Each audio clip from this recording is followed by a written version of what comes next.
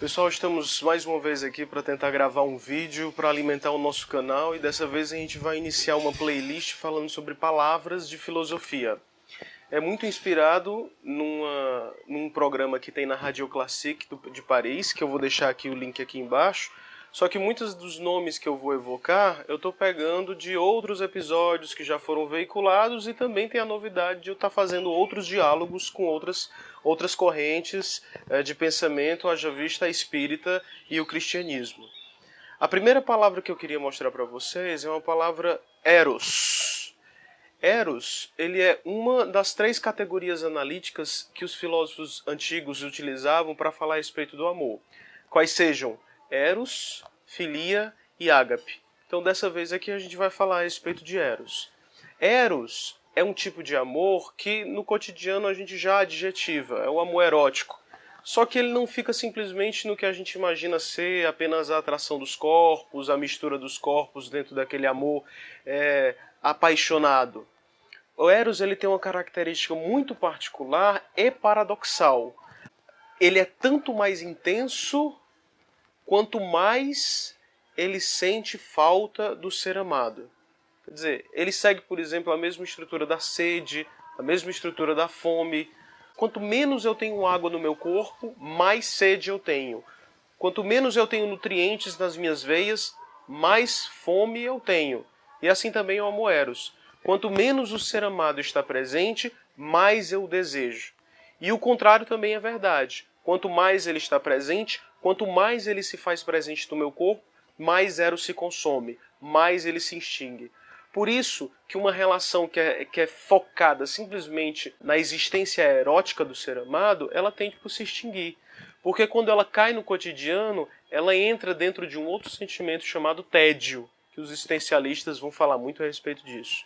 Então, eros ele existe principalmente quando existe a ausência, a carência, até ele se consumir como sendo realmente a chama, que aí é um lugar comum daquele nosso poeta brasileiro.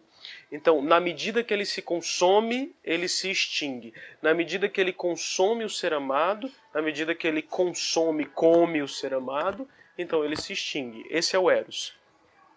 Na filosofia, o eros ele ficou muito para trás. As pessoas disseram que a sensualidade, principalmente das escolas platônicas, não seria o nosso principal objetivo.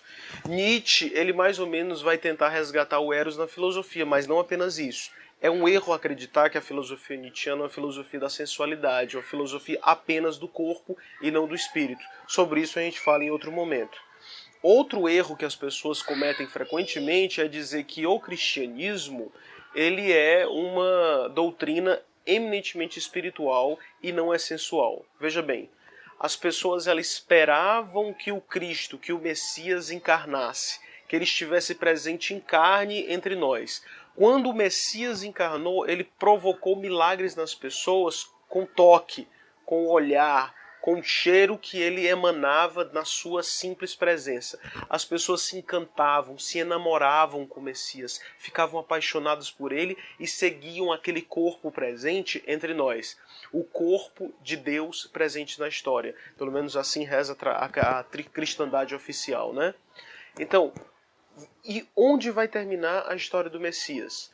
O Messias ele vai estar tão presente, satisfazendo os amores e as esperanças das pessoas, as esperas e expectativas, que ele termina por ser consumido por elas na crucificação. E elas sentem tanto mais amor de Cristo, quanto mais ele foi consumido e quanto mais ele esteve ausente. Mas não termina por aí. Eros é, de fato, uma possibilidade muito importante de descrever a passagem de Cristo na carne da história. Não tem como você não falar disso. Eros está presente na história do Messias, ao contrário do que muitos críticos do cristianismo falam. Só que não finda aí. 2 amores, filia e ágape, vão superar dialeticamente Eros, fazendo com que ele não se extinga e ele vá rumo à eternidade.